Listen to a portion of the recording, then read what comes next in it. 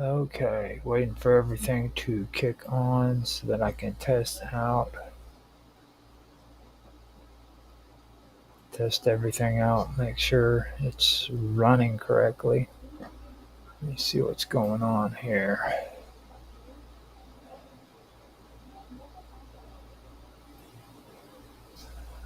Oh, I've got to make sure this is on the right settings. There we go. All right. Sounds good on Rumble. Checking YouTube out, making sure that the stream is going into the proper playlist on YouTube. And after that, I will check the audio. Well, I have a chance I can actually put the thumbnail on there too. So, this is going to be an episode of Esoteric Agenda, our late night edition,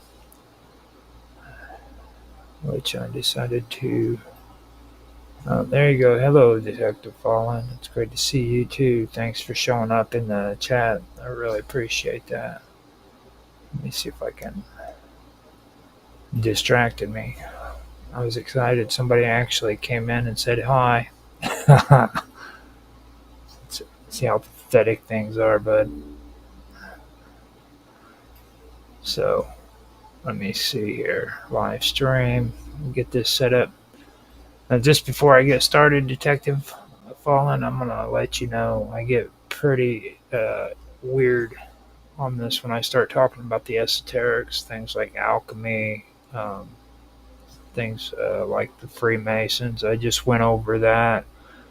And before that, I was talking about old pagan esoteric beliefs, things of that nature. So I go over some stuff that's more, it is historic, but it's more esoteric about magic, alchemy, and stuff like that. So that's what this is basically about. Here, let me see here. Just so everybody knows, Detective Fallen is one of my gamer buddies. We hang out on Home Away from YouTube on Discord. If anybody wants to check that out, you can go there and check it out. Me, Detective Fallen, Old John, and a few others. So um, there's my shout out for Detective Fallen and Home Away from YouTube. Yeah, it's pretty fun actually. I do enjoy doing it. Detective Fallen, it sounds like fun. So let me go ahead and continue doing my audio test. Suppose apparently it sounds good on YouTube because Detective Fallen's having a conversation. It sounds good on D Live. I also have the stream going on Rumble, X, Twitch, Kick, and of course YouTube and D Live. So sounds like everything is up and ready to go. So what I'm going to do is just go ahead and get on with the topic. Now, last week I went over the children of Lamech, which was an old. Uh, it was an older part of the Freemasons before they started using Hiram Abiff, and it consisted of the stories about the pillars as well as the story about the um, you know what I'm saying, it was about the pillars and stuff of that nature. Now, this week I am going to go ahead and move forward because in previous videos I've already gone over things like uh, the Masons and talked about the children of Lamech and things of that nature. So this week, what I want to do is I want to move into the Arab philosophers. Like I mentioned last week, the Philosopher's Stone, you got to remember. The name by itself means something. It doesn't say the stone that turns metal into gold, or it doesn't say the transmutation stone. It says the philosopher's stone, and that right there means quite a bit.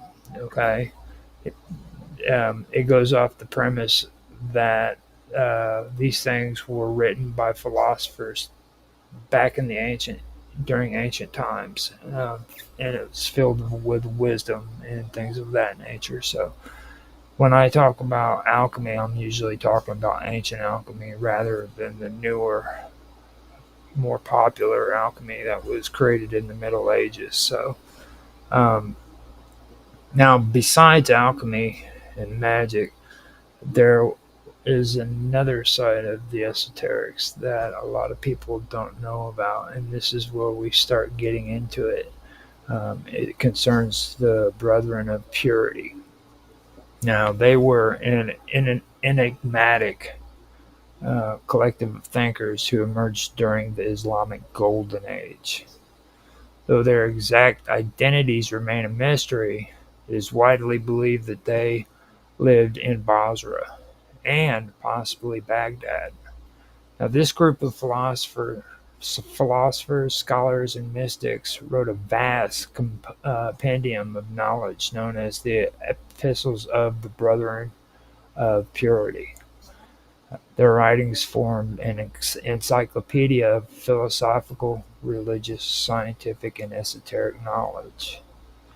Now, the Brethren aim to unify human understanding through synthesis of Greek, Persian, and Indian and Islamic traditions, weaving rational inquiry with spiritual insight. Now, they believed that the soul originated in the divine realm and fell into the material world, becoming veiled by bodily distractions. Their ultimate goal was to purify the soul through knowledge and virtue so it could ascend back to its original divine source. Now, this belief um, reflected ideas found in Neoplatonism, Gnosticism, and various esoteric traditions. Yet the Brethren gave it a unique Islam form. Their method emphasized the harmony of the cosmos and the importance of understanding one's place within it. The epistles were divided into four main parts. The first dealt with mathematics, including geometry, arithmetic, music, and astronomy. These sciences were not only viewed as technical disciplines, but also as symbolic symbols that reflected the structure of the universe. Geometry represented the order of creation. Arithmetic revealed the harmony behind multiplicity, and music was a reflection of celestial rhythms. Astronomy, in turn, showed how the divine will was manifested through the movement of the heavens. Now, the second part explored natural sciences. This included biology, zoology, botany, and cosmology. The Brethren treated the natural world as a living text written by the Creator. Every plant, animal, and mineral had meaning and purpose. By studying nature, one could uncover divine wisdom. The Brethren were deeply interested in understanding how the microcosm of the human being reflected the macrocosm of the cosmos. For them, nature was not separate from the divine, but a manifestation of it. The third section focused on the psychological and philosophical sciences, including logic, ethics, and metaphysics. Here the Brethren argued that reason was a divine tool granted to humanity to guide the soul back to its source. They believed that truth could only be achieved through a combination of intellectual training and ethical refinement. The path to enlightenment was not only about learning, but also about cultivating virtues such as humility, friendship, and self restraint. Community was central to their worldview. They believed that seekers should form cooperative bonds, mirroring the order and balance found in nature. And the final section delved into theology and mystical doctrine. It covered prophecy, the afterlife, cosmology, and eschatology. Now, the Brethren taught that all religions pointed towards the same essential truth, though their outward expressions varied. They viewed prophets as messengers of wisdom, each tailored to the needs of a particular time and people. Their universalism stood out at a time when religious exclusivity was common. Now, this inclusive outlook extended into their mystical teachings, where they described the soul's journey through celestial spheres, eventually returning to the presence of the divine. One of the most intriguing aspects of their writings was the use of allegory and parable. Through fables and symbolic stories, they encoded philosophical insights. A well known example is the story of the animals who send a letter to the king of the humans, pleading their case for equality. This narrative serves as both a critique of human arrogance and a meditation for the rights and dignity of all creatures. It illustrated how every part of creation reflects divine wisdom and deserves moral consideration. The Brethren were also deeply influenced in Hermeticism and other forms of esoteric knowledge. They believed in the unity of all things and the interconnectedness of the cosmos. Alchemy, astronomy, and numerology were seen not just as sciences, but as paths to spiritual awakening. The transmutation of base metals into gold symbolized the elevation of the soul from ignorance to wisdom. The harmony of the stars was a celestial language, revealing the divine order that permeates all levels of reality. Their approach to knowledge was holistic. They did not separate science from spirituality or philosophy from religion. Instead, they sought an integrated understanding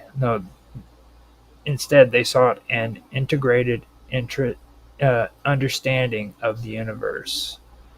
The human being, as the microcosm, was a mirror of the macrocosm.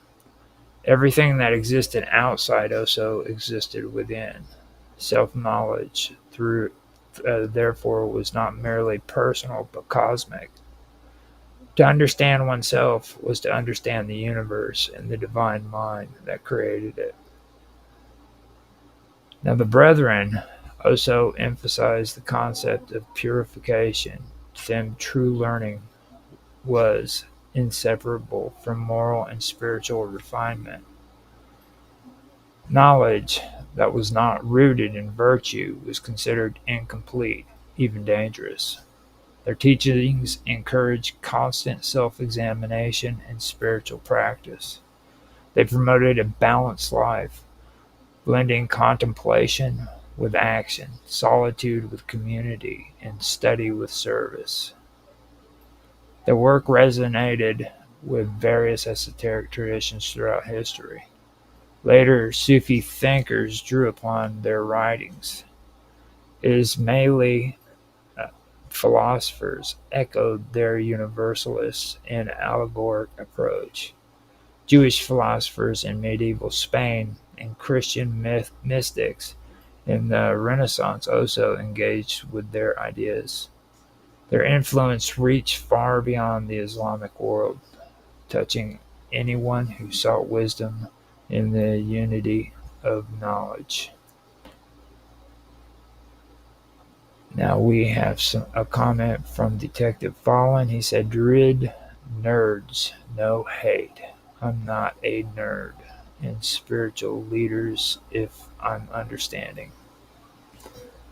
Yeah, that's what it is. Druids, nerds, no hate. I'm too a nerd. Okay, I get you. And spiritual leaders, if I'm understanding it. Yeah, that's basically what they were. Now, Al Kindi came out of this group. Now, Al Kindi was a very important person when it came to the esoterics.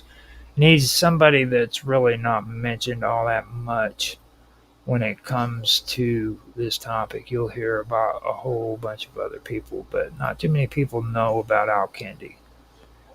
He was probably one of the most influential people when it came to this topic, to be honest with you.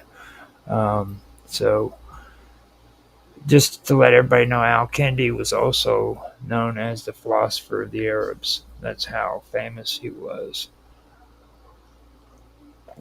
And he is often celebrated for his mathematical, medical, and philosophical works.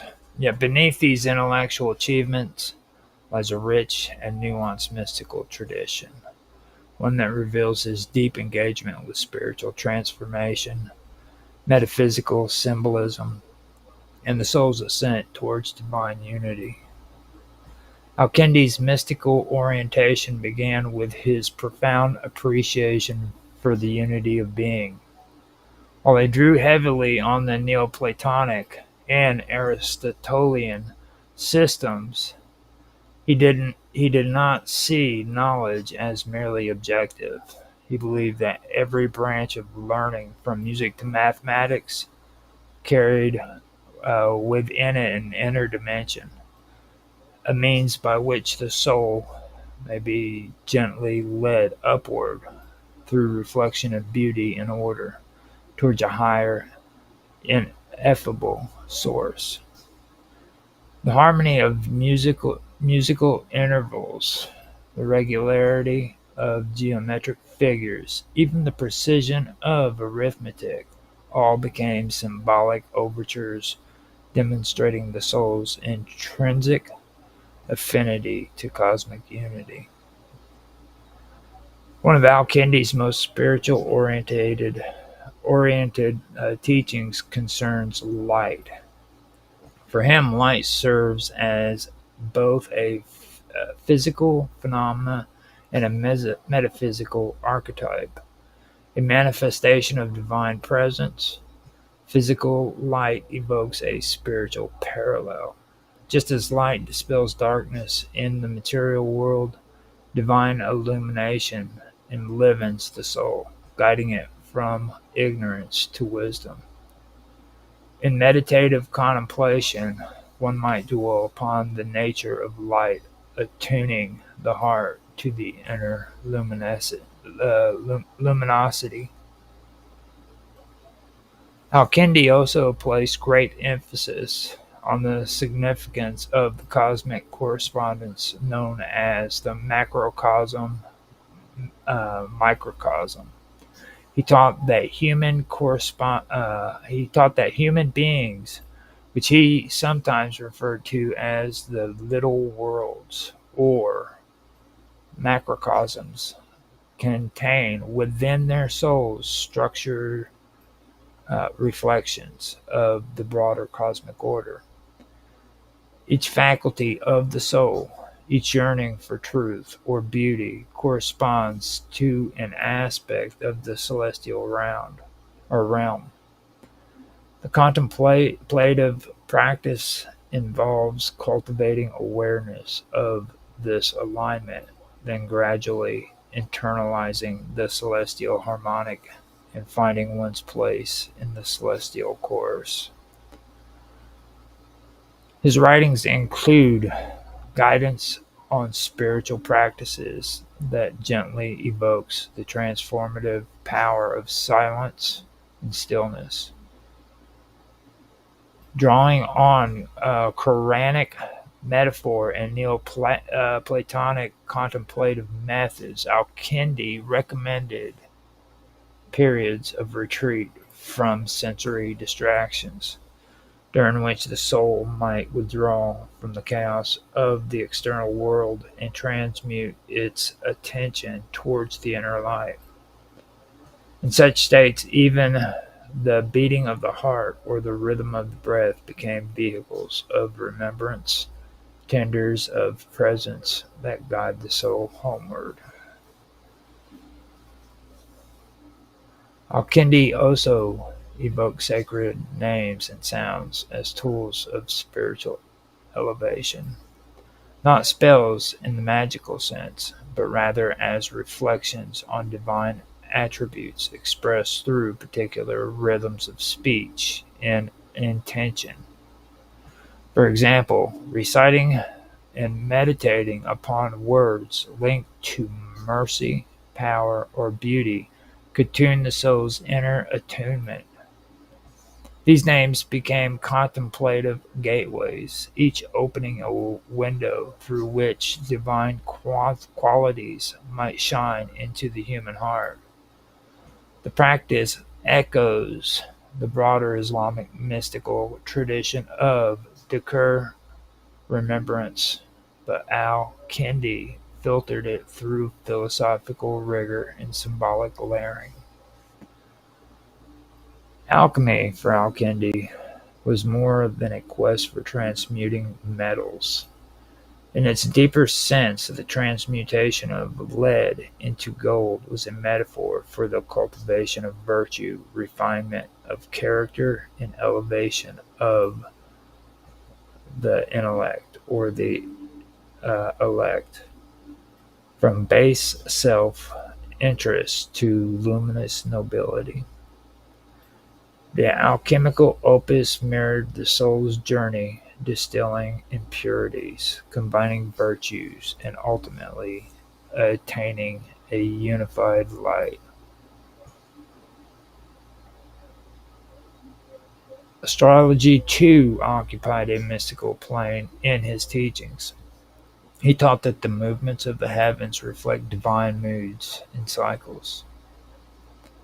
Though he valued its scientific dimensions, he also saw the celestial bodies as intelligence, symbols of divine wisdom in motion.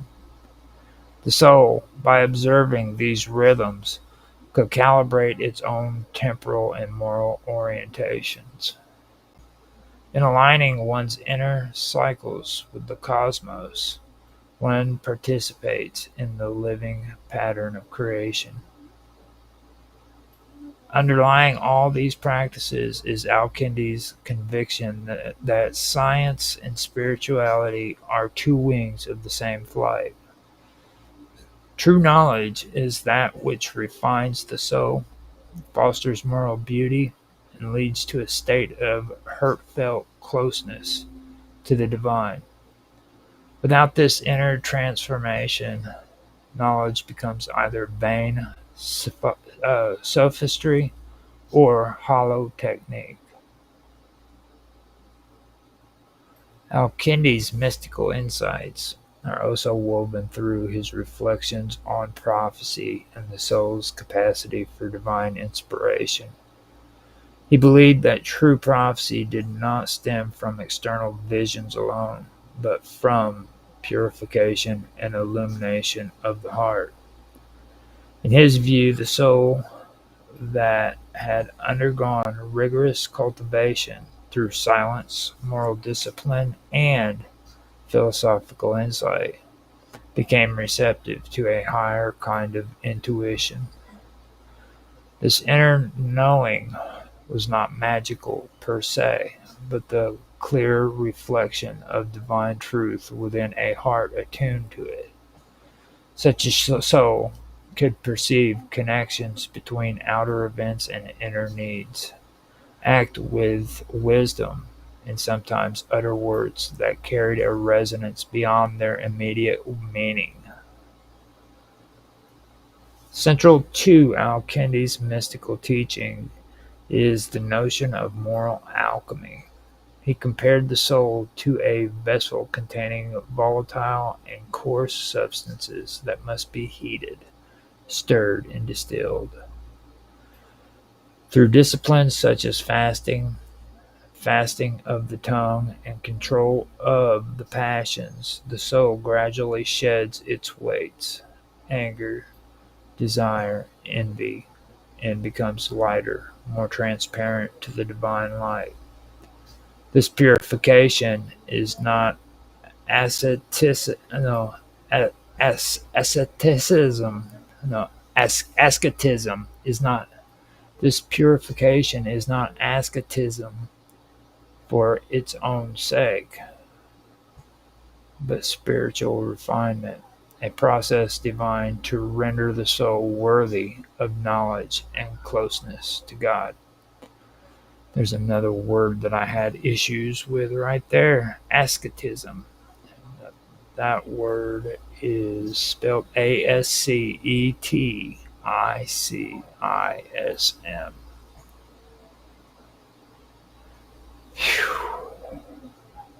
Now, in his commentaries, even the most mundane aspect of human experience acquire symbolic potential. Eating becomes a sacrament when done with gratitude, attention, and moderation. Listening transforms into a form of worship, one who hears the voice of the beloved in all things.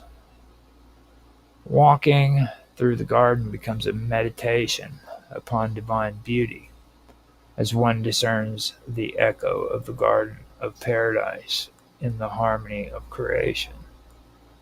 In each of these simple acts, Al-Kindi invites the seeker to perceive the deeper reality hidden behind the veil of forms.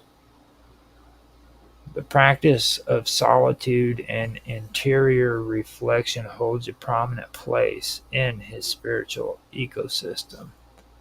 Al-Kindi encourages seekers to turn their attention inward and remain vigilant against the distraction of fame, noise, and indulgence. He likens the undisciplined soul to a lamp clogged with soot. No matter how bright its fire, its glow is obscure. Regular periods of quietude, retreat, and study are necessary to clean the lamp so that the divine light can shine clearly. These retreats need not be long journeys. A single night in stillness with the intention of remembrance and reflection can open vast inner spaces. Despite his intellectual stature, Al-Kindi spoke often about humility. He warned that the mind, when untethered by reverence and gratitude, can become a source of arrogance and self-worship. Eternal knowledge belongs to the divine alone. The highest aspiration of the seeker is not to accumulate titles or even truths, but to be entrusted with wisdom as a sacred responsibility. Every insight is a gift, meant to be shared with compassion and used for the good of humanity. Al-Kindi's symbolic interpretation of the human body as a microcosm of the universe also has mystical depth. Just as the body has nerves and vessels, the cosmos has unseen networks of power. Just as the body can be nourished or wounded, the soul too can flourish or fall into sickness. By caring for the body without indulgence, and for the soul without neglect, the seeker honors the divine harmony that runs through both. This ethic of moderation underscores all of his spiritual teachings. His work on cosmic harmony includes reflections on the alignment of celestial bodies with moral qualities. He believed that the signs of the heavens spoken in allegory in Scripture echoed their metaphysical function. Thus planets and constellations were not random lights, but parts of a living cosmic choir. The seeker, by studying their harmony, could calibrate personal action to cosmic rhythm, becoming a participant in the ongoing act of creation rather than a stranger within it. One of the most remarkable aspects of Al-Kindi's mystical vision is its integration of form and formlessness. He taught that the divine names and the structural pattern of geometry were reflections of the same underlying truth. Both as attributes and archetypal forms, they invited the soul to enter the sanctuary of unity. Meditating upon a name like mercy or measure led towards the same awakening as gazing at the proportions of a well-drawn circle. The difference lay in the method, not the destination. Al-Farabi, sometimes called the second teacher after Aristotle, stands as one of the most luminous figures in the philosophical and mystical heritage of the Islamic world.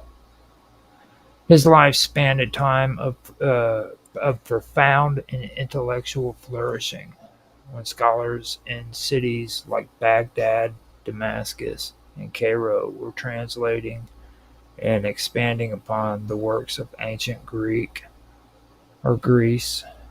Persia, and India. While he is widely respected for his contributions to logic, sociology, political philosophy, and science, there is a deeper mystical there is a deeper mystical dimension to his thought that speaks directly to seekers of spiritual wisdom.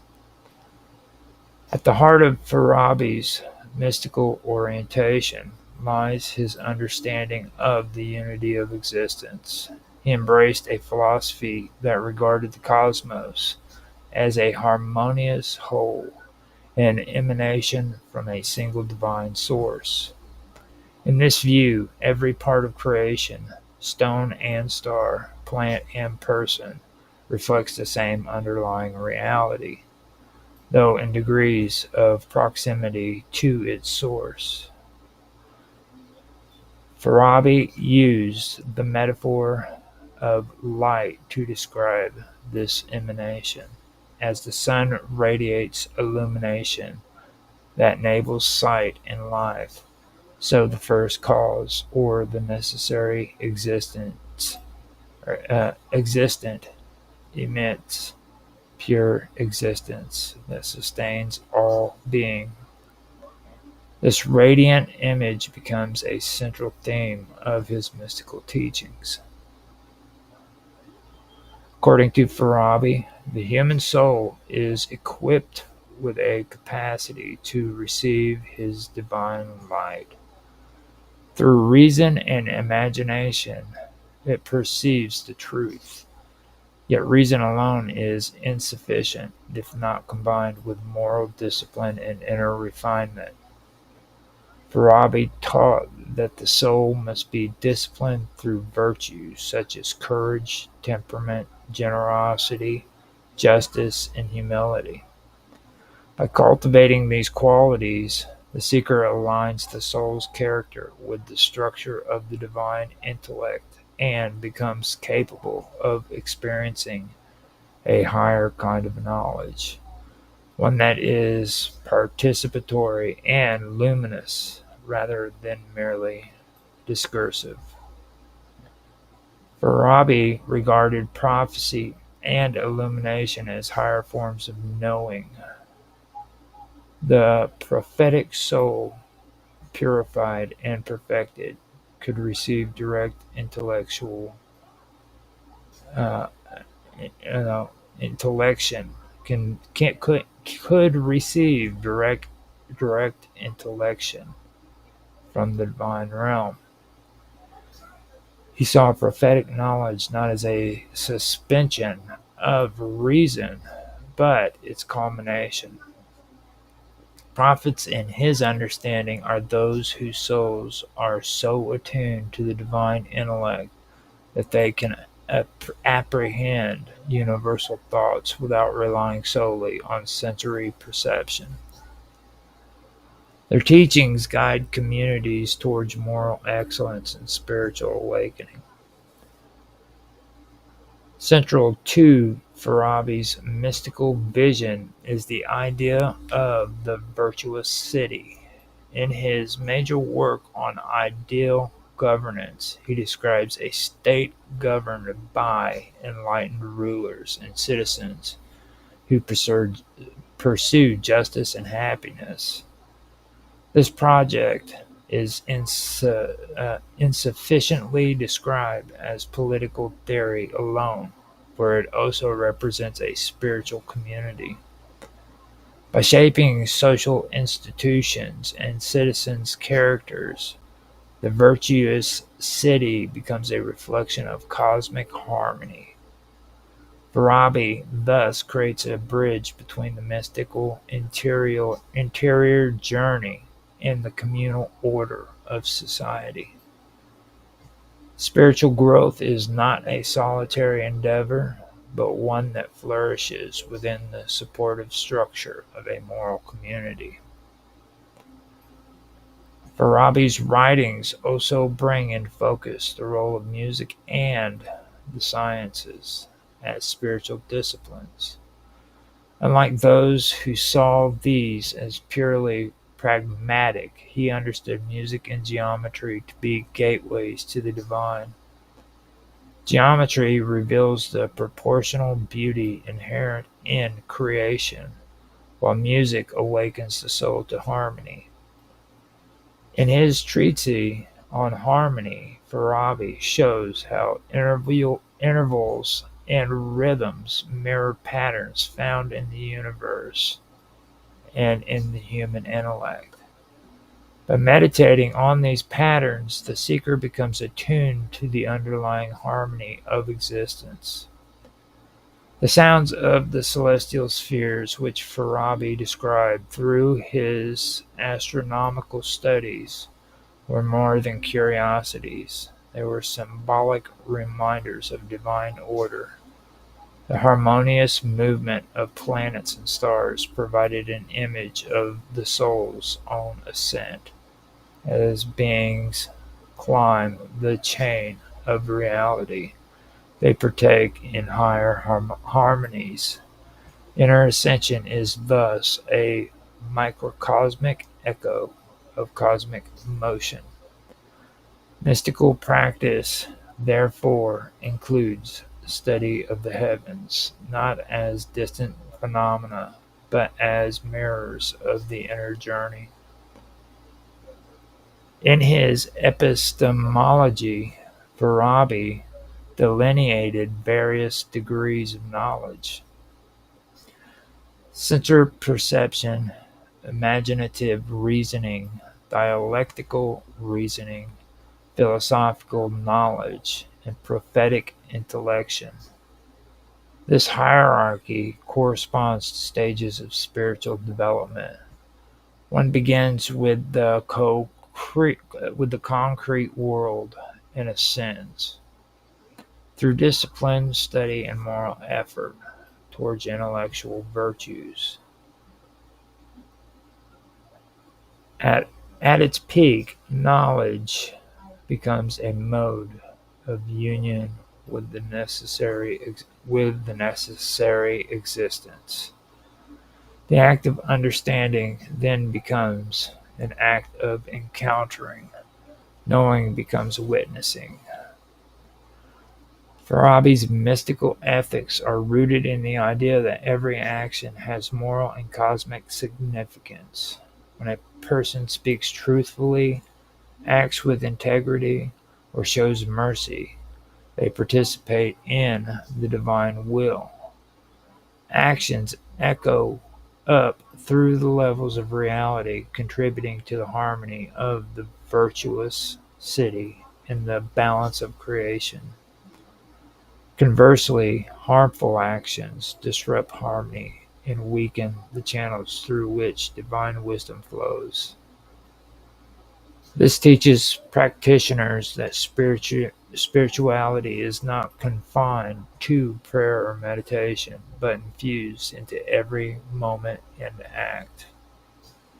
His concept of the imaginary intellect, a faculty that links human intuition to higher truths, carries a deep mystical resonance.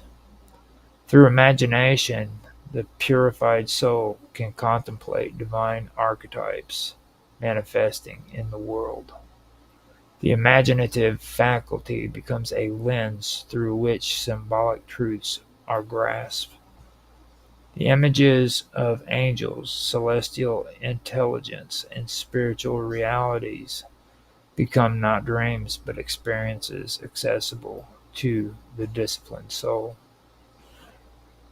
Although Farabi owes much to Neoplatonism, he does not adopt its theology uncritically. He reformulates it within the boundaries of Islamic revealed traditions, or din. The first cause is absolute unity, but prophecy brings an aspect of that unity down into human form. The soul's ascent becomes no the soul's ascent comes through ethical perfection, rational clarity, and prophetic inspiration. This blend of philosophy, ethics, and revealed teaching makes Farabi's mysticism robust and grounded. He often uses the metaphor of music for his philosophical teachings. Just as multiple voices in harmony produce a single melody, so do souls harmonize with the divine when aligned with ethical and spiritual law. The person who can harmonize inner faculties is like a musician who blends tones into song. Such a person then becomes a living harmony, reflecting the cosmic symphony.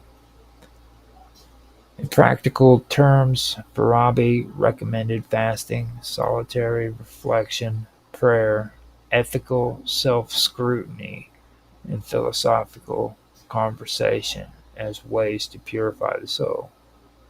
He urged seekers to associate with companions of virtue, learning in community, practicing patience, and engaging in honest discourse were vital. Silence and speech, solitude and communion are held in balanced relation. One of Farabi's lasting gifts is his demonstration that mysticism need not abandon reason. Rather, reason is the discipline through which the soul reaches toward the divine. Discursive thought clears the ground, while illumination fills it with light. The journey of the seeker is therefore both intellectual and luminous.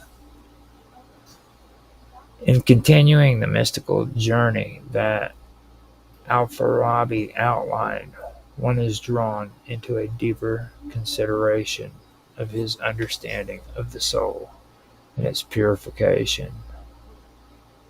For Al-Farabi, the human soul is a layered being that begins with appetitive and perceptive faculties shared with animals, but rises toward a rational faculty that makes humanity capable of knowing the divine. However, this rational soul does not emerge automatically. It must be cultivated through ethical behavior, study, and reflection. The rational soul is polished like a mirror in until it becomes capable of reflecting the light of the first cause. The process of soul cultivation is never solitary. Al-Farabi described the soul or spiritual seeker as one who relies on the guidance of a perfected teacher, often metaphorically aligned with the philosopher/prophet. This teacher, who unites rational insight with divine inspiration, plays the same role in the life of a seeker as a star might in the navigation of a journey. Just as ancient mariners steered their ships by the positions of the stars, so does the seeker navigate towards truth by the luminous guidance of the wise. Al-Farabi's cosmology also played an important role in his mystical vision. He envisioned the universe as a cascading series of intelligence, each derived from the one above it. At the apex stands the necessary existent, the origin of all being. From this emanates the first intellect, then the second, continuing downward until the active intellect, which is nearest to the material world. This active intellect is the source of all human inspiration, insight, and prophecy. When Al-Farabi spoke of spiritual ascent, he referred not to a movement in space, but to a transformation of consciousness. The purified soul rises through stages of awareness until it becomes aligned with the active intelligence or intellect, and then, in moments of grace, glimpses even higher truths. This structure also explains why Al-Farabi placed such importance on imagination. Imagination, when purified, becomes a ladder for the soul. It allows divine truths to appear in symbolic forms that can be grasped by the human mind. Prophets, according to Al-Farabi, are those who have perfected this faculty to such an extent that the images they receive are accurate representations of divine realities. In this framework, dreams, visions, and sacred symbols are not distractions, but doors to a higher world. Even his political writing reveal mystical depths. The virtuous city, in his thought, is more than an ideal republic. It is the external form of an internal truth. The soul that lives in justice and harmony mirrors the just city, and the just city in turn reinforces the virtue of its citizens. In this way, the political becomes a kind of alchemy where social structures transmute base desires into noble aspirations. When the leader of such a city is a philosopher prophet, society is guided not only by law but by wisdom, and the people are nurtured toward both temporal well-being and eternal felicity. Al-Farabi also taught that true happiness cannot be found in the material realm alone. It resides in union with the eternal, the divine. The pursuit of wealth, fame, or pleasure distracts the soul from its proper end. Only by turning inward and aligning one's life with the cosmic order can lasting happiness be found. This view echoes through the mystical traditions that followed him, where joy is not an emotion but a state of harmony between the soul and the divine. He also saw a mystical value in the arts. Music, especially, was seen as a tool for soulcraft. In his treatise on music, Al-Farabi describes the emotional and psychological effects of tones and rhythms, arguing that the right music could stir the soul towards virtue or calm the passions. This echoes the view of the ancient philosophers who believed that the harmony of music mirrors the harmony of the spheres and thus guides the soul towards the divine. The emphasis on virtue is especially important. For Al-Farabi, no amount of theoretical knowledge could compensate for the corrupt soul. Knowledge, if not joined to virtue, becomes dangerous.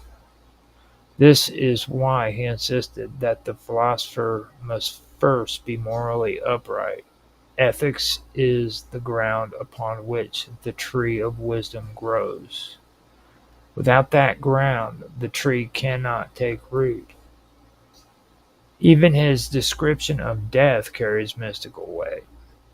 Death, he taught, is not annihilation, but a transition.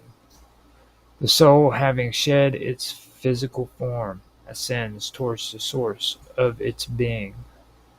If it has been purified, it merges with the realm of the intellect.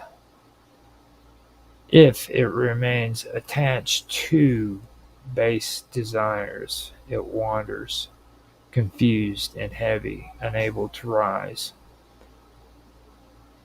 This eschatological vision is both moral and spiritual. It calls the seeker to a life of discipline, love, and inner awakening. Al-Farabi's works also reflect an awareness of spiritual solitude. True understanding, he taught, often arises in silence. The seeker must retreat from the distractions of the world to listen to the inner voice of the reason and divine prompting. Solitude is not withdrawal, but a reorientation. It prepares the soul to re-engage with the world from a place of depth and clarity. In many of his philosophical writings, there is a clear trace of what might be called mystical humility. Al-Farabi frequently warned against intellectual pride. The more one knows, the more one becomes aware of the vastness of what remains unknown. This humility opens the door to grace, allowing the divine to enter and transform the seeker from within. He also saw language as sacred. For Al-Farabi, the words he spoke shaped the reality we experience. This is why philosophers and prophets are so careful with their language. In the mystical tradition that followed him, this idea blossomed into the notion that divine names, when spoken with purity and intention, can unlock spiritual insight. While Al-Farabi himself did not practice the repetition of divine names as later mystics would, his reverence for the sacred nature of language laid the groundwork for this development. Avicenna, also known as Ibn Sina, stands as one of the most influential thinkers in the history of mysticism and philosophy within the Islamic world and far beyond. Born in the region of Bukhara in the eastern lands of the Islamic world. He grew up in an environment steeped in learning, science, and religious inquiry. Over the course of his life, he produced a wide body of writings that encompassed not only medicine and logic, but also metaphysics, cosmology, and esoteric thought. While many today remember him primarily for his medical contributions, particularly the uh, monumental work, monumental, monumental work, often called the canon of medicine, his mystical and esoteric teachings offer a deep and expansive view into the human soul, the nature of the cosmos, and the journey towards divine reality. Uh,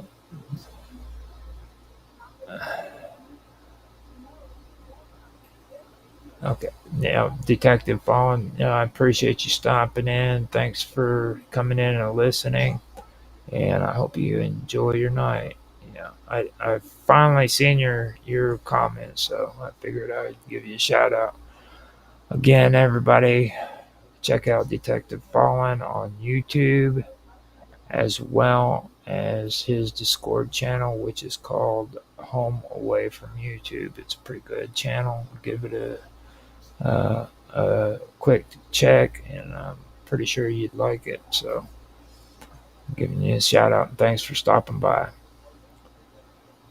Okay, so now let me go ahead and get back to where I was. Okay.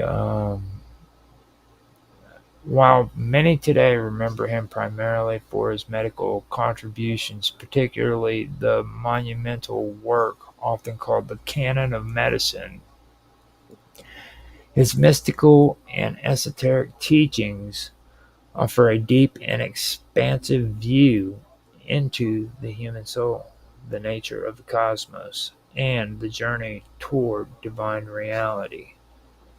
Central to Avicenna's esoteric vision was the concept of emanation, drawing on earlier traditions, especially the Neoplatonic framework that had filtered through Arabic philosophy.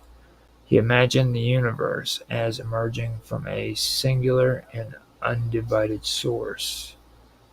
This source, which he described as the necessary being, is pure existence without multiplicity, contingency, or limitation.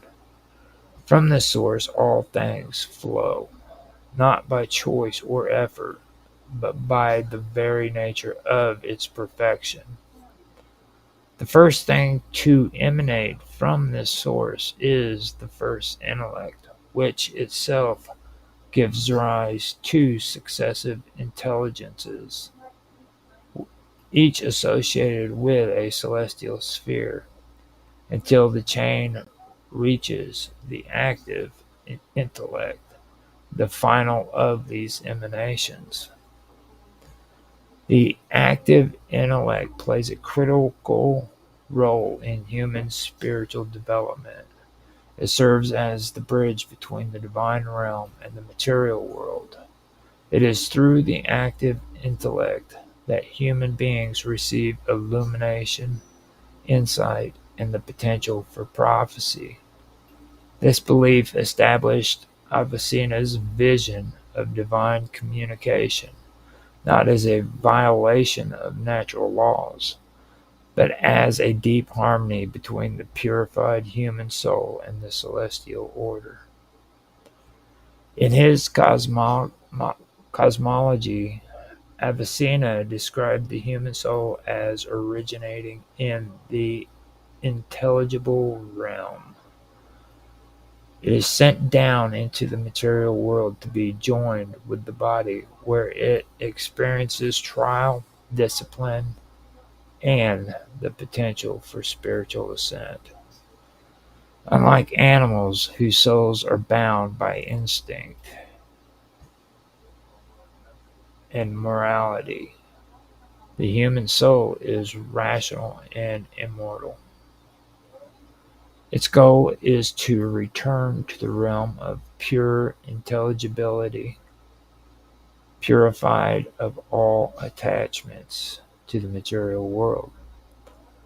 This ascent is not automatic. It requires discipline, knowledge, virtue, contemplation, and contemplation.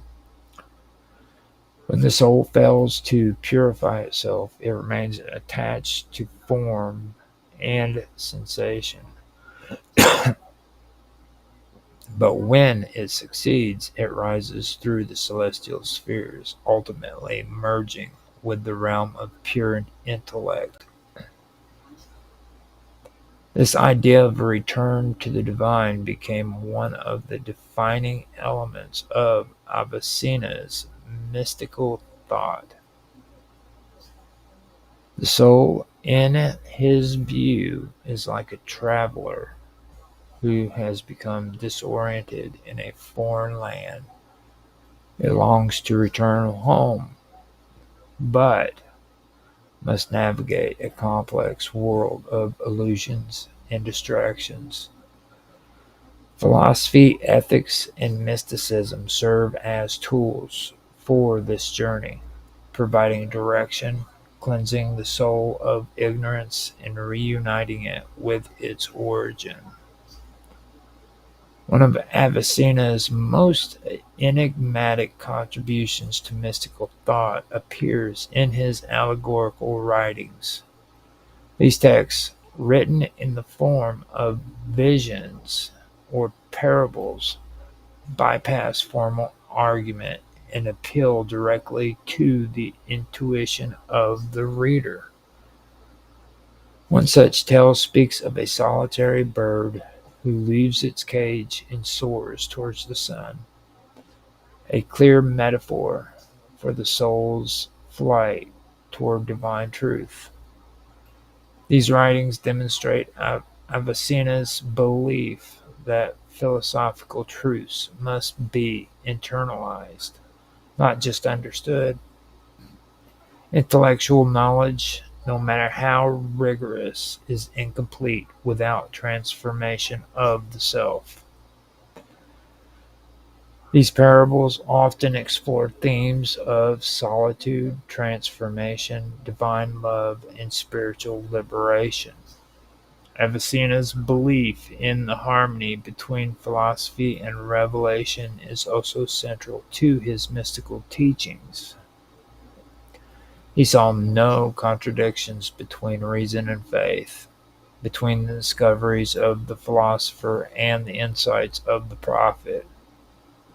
Both are oriented towards truth, though they speak in different languages. Where philosophy uses argument and syllogism, prophecy uses images, symbols, and parables. The goal of both, however, is union with the divine and the guidance of the soul towards perfection. His understanding of prophecy follows naturally from his metaphysical system. The prophet, in Avicenna's view, is someone whose soul has achieved such a degree of purity and attunement that it becomes a perfect mirror of the active intellect. This mirror reflects not only universal truths but also symbolic forms, which take shape in the imagination of the prophet and are then communicated to others. In this sense, religious symbols are not arbitrary. They are images shaped by divine insight, tailored to the understanding of the people, and filled with layered meaning that can guide both the simple and the wise. In this ethical In his ethical writings, Avicino emphasizes the role of virtue in the development of the soul. Virtue is not merely the absence of vice, but an alignment with cosmic order. Just as the heavens move in harmonious circles, so should the soul cultivate a balance and harmonious life. This balance is achieved through the mastery of the passions, the cultivation of reason, and the love of truth. The virtuous soul becomes like a well-tuned instrument resonating with the divine harmony of the universe. Avicenna also held a sophisticated view of imagination, which he saw as a faculty that lies between reason and sensation. It allows the soul to bridge the gap between abstract truths and concrete experiences. In dreams and visions, the imagination can receive impressions from the higher realms and transform them into symbols and stories. In this way, the imagination becomes a vehicle for spiritual knowledge, not simply a repository of fantasy. This insight would influence later thinkers and mystics who saw dreams and visions as legitimate forms of divine communication. Another important theme in his mystical thought is the unity of being. Though Avicino never abandoned the distinction between the creator and creation, he believed that all things derive their being from the one source. This gives the universe a deep and pervasive unity. Every particular every particle of existence points back to the necessary being. Every moment of awareness, every movement of the stars, every stirring of the soul is a sign of the divine. To live with this awareness is to live in perpetual remembrance. The mystic in this view is not someone who escapes the world, but one who sees through it, perceiving in every form a reflection of the formless source.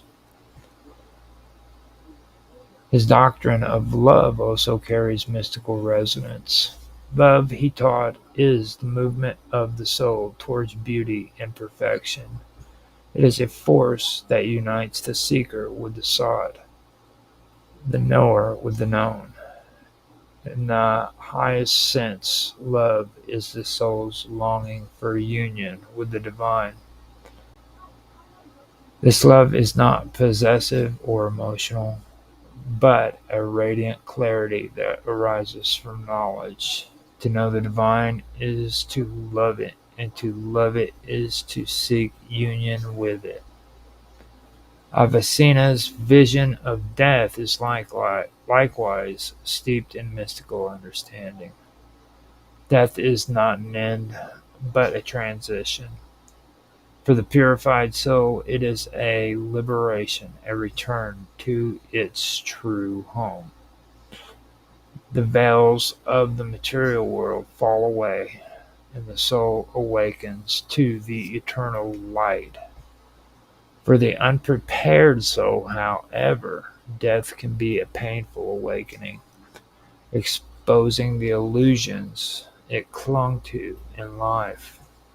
This dual possibility places great urgency on the spiritual path. Life is a gift and a test, a chance to awaken before the moment of transition.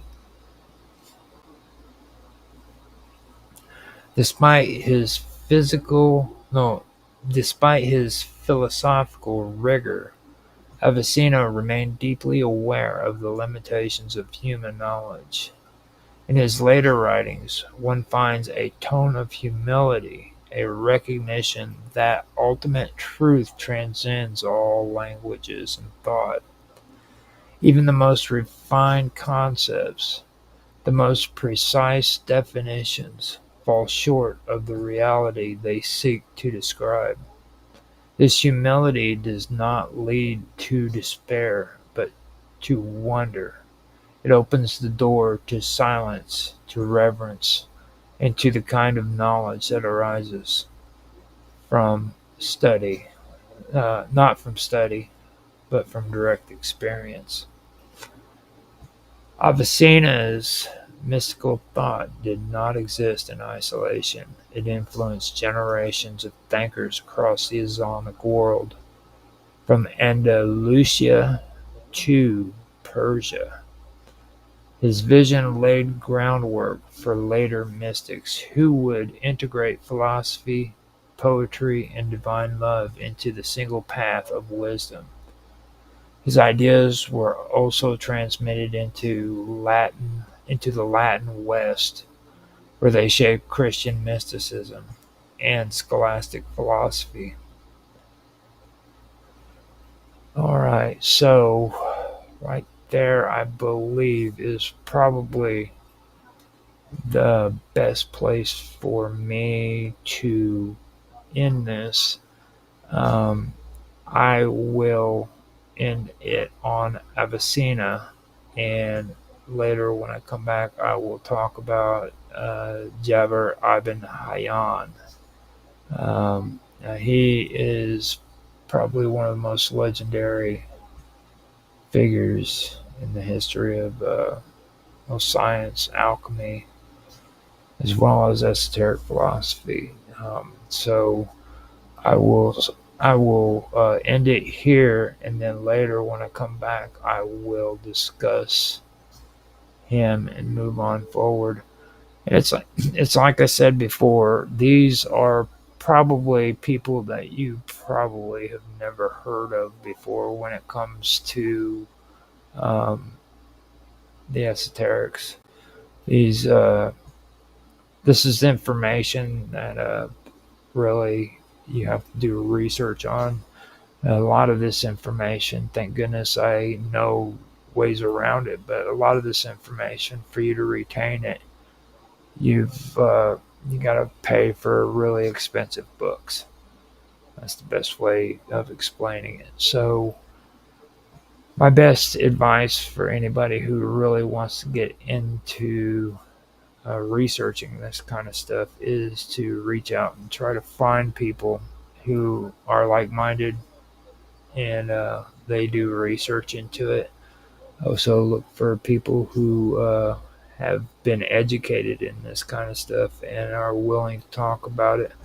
One of the best sources I've had is actually a YouTube channel called Esoterica. If you guys have any time, stop by there and listen to the guy. He's got a lot of good wisdom. He knows about these esoteric philosophers and the story behind them. So check him out. If you guys enjoyed this, please like, subscribe, share, make comments. Please leave comments in the comment section. I do appreciate having comments in the chat. Don't get me wrong, but making comments in the comment section helps out too. It really does. Um, if you guys have a chance to do that, and I always respond to people when they leave a comment for me. So as long as it's a real comment and it's not somebody trying to get me to buy like 500 subscribers or something like that. Again, I'd like to thank Detective Fallen for stopping into the chat and leaving comments. I do appreciate that. Um, Now, I want to tell everybody that I hope they have a good day ahead of them. It's midnight, or it's 1:15 now for me. I started this at midnight, so it's pretty late at night. I am tired, and it is time for me to go to bed. So, with that being said, I'd like to say thank you to everybody on Rumble, X, Twitch, Kick, and YouTube, as well as the live. And I will go ahead and end the stream.